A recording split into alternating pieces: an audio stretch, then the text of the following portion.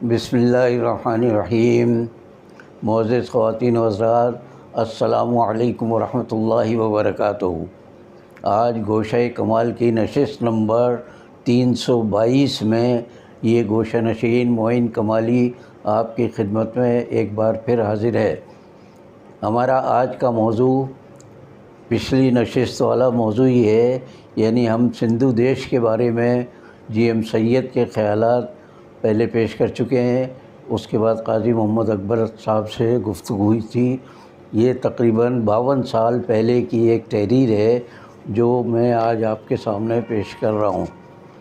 پاکستان میں خاص طور سے صوبہ سندھ میں سندھیوں اور مہاجروں کے درمیان کشمکش بہت پہلے تو نہیں تھی، لیکن بعد میں جی ایم سید صاحب کی تحریک کی وجہ سے اس میں اضافہ ہوا، لیکن وقت گزرنے کے ساتھ ساتھ یہ منفی تحریک خود بخود دم توڑ گئی، اور آج اللہ کا ہم شکر ادا کرتے ہیں کہ سندھی چاہے نئے ہوں یا پرانے، نئے سندھیوں کو پرانے زمانے میں مہاجرین کہا جاتا تھا، اب وہ بھی اپنے آپ کو مہاجر کہلانا پسند نہیں کرتے، سوائے اس کے کہ الطاف حسین کی جو منفی تحریک چلی تھی اس کے بعد ان میں مہاجر قوم پرستی پیدا ہوئی۔ لیکن اس سے پہلے یہ دونوں قومیتیں بہت خوشی کے ساتھ، بڑی ہم آہنگی کے ساتھ، بڑی محبت کے ساتھ ایک ساتھ رہتی چلی آئیں، اور ان کے درمیان میں نے تو کم از کم جوانی کے بعد تک کوئی فرق محسوس نہیں کیا۔ اتنی محبت کا ان کے درمیان سلوک تھا، رویہ تھا کہ کوئی تصور نہیں کر سکتا تھا کہ یہ سندھی ہے اور یہ مہاجر ہے۔ بہرحال اسی سلسلے کا آج ایک اور بیان میں نواب محمد یامین صاحب کے بارے میں کر رہا ہوں۔ نواب محمد یامین خان صاحب، پھر یاد دلا دوں کہ یہ 52 سال پہلے کی تحریر ہے۔ تو نواب محمد یامین خان صاحب تحریک پاکستان کے پرانے رہنما اور صوبہ سندھ کے غیر متعصب مہاجر لیڈر تھے۔ ان کا لطیف آباد کے کاشانہ لاری میں قیام تھا، وہیں جا کر میں نے ان سے ملاقات کی۔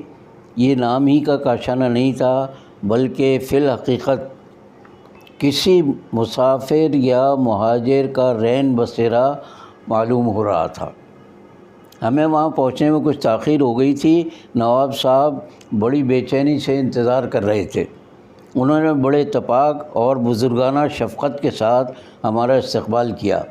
ابتدائی گفتگو کے بعد میں نے جی ایم سید کی تحریک کے متعلق نواب محمد یامین خان سے اپنے تاثرات بیان کرنے کو کہا تو انہوں نے ایک سرد آہ بھری اور فرمایا، جی ایم سید اپنے نقطۂ نظر میں اٹل ہیں، کوئی دلیل انہیں اپنے تاثرات کے خلاف قائل نہیں کر سکتی۔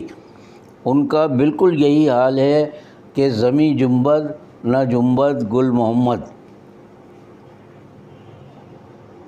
انہوں نے پاکستان کا قیام دل سے کبھی تسلیم نہیں کیا، اور سقوط مشرقی پاکستان نے تو ان کے حوصلے اور بلند کر دیے ہیں۔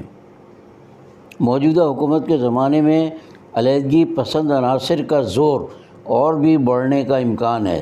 سندھ میں اس عنصر کی قیادت جی ایم سید کر رہے ہیں۔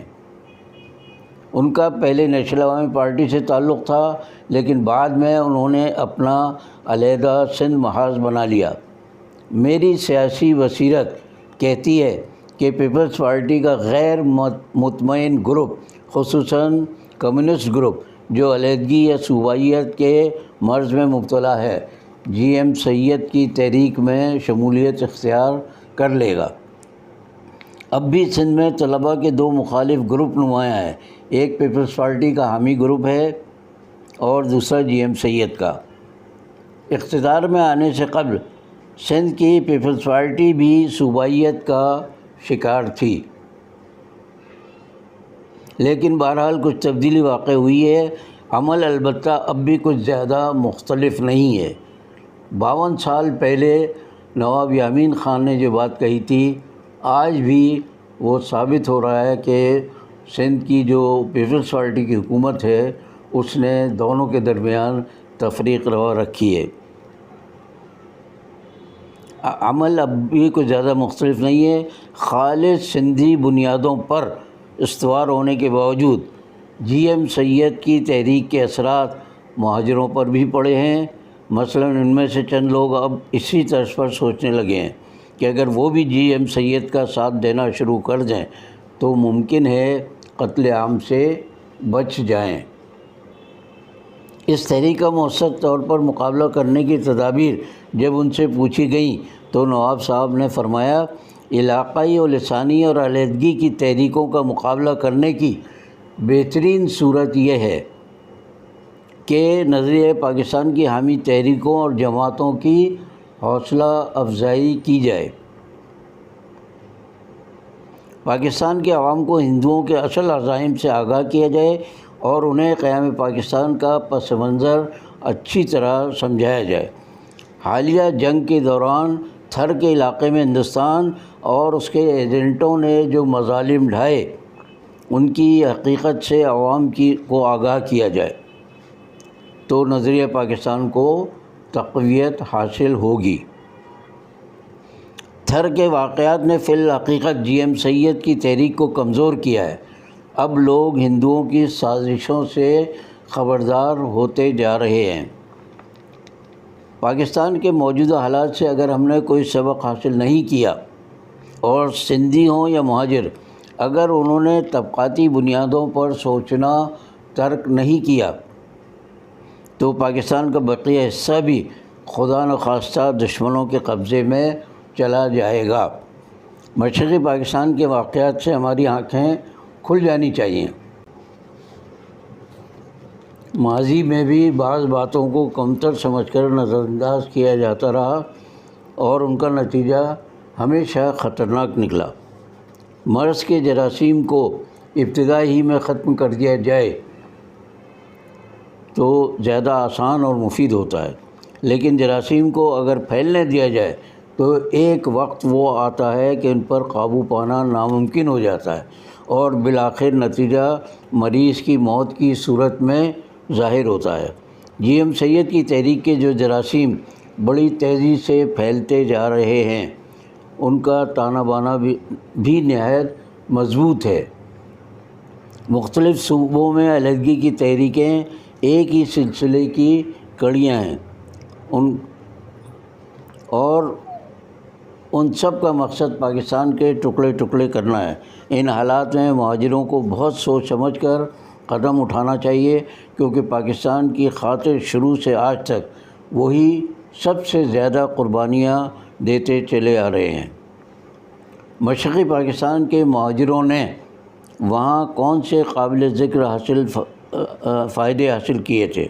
صنعت ہو یا تجارت، ملازمت ہو یا حکومت، ہر جگہ بنگالی ہندو غیر بنگالی مسلمان سے زیادہ فائدے میں تھے۔ یہاں تک کہ ضمنی انتخابات میں بھی ہر جماعت کے بنگالی امیدوار ہی کامیاب قرار دیے جا رہے تھے۔ اس کے باوجود نشانہ ستم سب سے زیادہ مہاجر بنے۔ بنگال کے مہاجروں کے حالات سن کر فانی کا یہ شعر یاد آتا ہے، فانی ہم تو جیتے جی وہ میت ہیں بے گور و کفن۔ فانی ہم تو جیتے جی وہ میت ہیں بے گور و کفن، غربت جس کو راس نہ آئی اور وطن بھی چھوٹ گیا۔ غربت غریبی سے مراد نہیں ہے، بے وطنی کے معنی ہوتے ہیں غربت کے۔ ہمارا تو یہ حال ہے کہ مسلم لیگ میں رہتے ہوئے بھی ہمیشہ اپوزیشن میں رہے۔ خدا کا شکر ہے کہ ہمارا دامن کسی طرح بھی آلودہ نہ ہوا، نہ کوئی ہمیں خرید سکا نہ خوفزدہ کر سکا۔ ہم چونکہ ہمیشہ بے اثر رہے اس لیے حالات کی خرابی پر اڑتے رہنے کے سوا کچھ نہ کرے۔ بہرحال جن لوگوں نے بھی پاکستان کے اتحاد اور یکجہتی کے لیے اور تمام مسلمانوں کے درمیان ہم آہنگی کے لیے کام کیا، اللہ تعالیٰ ان کی مغفرت فرمائے، اور جو اب کام کر رہے ہیں اللہ تعالیٰ ان کے کام میں ترقی عطا فرمائے۔ آج کے لیے اتنا ہی، باقی بشرط زندگی باقی۔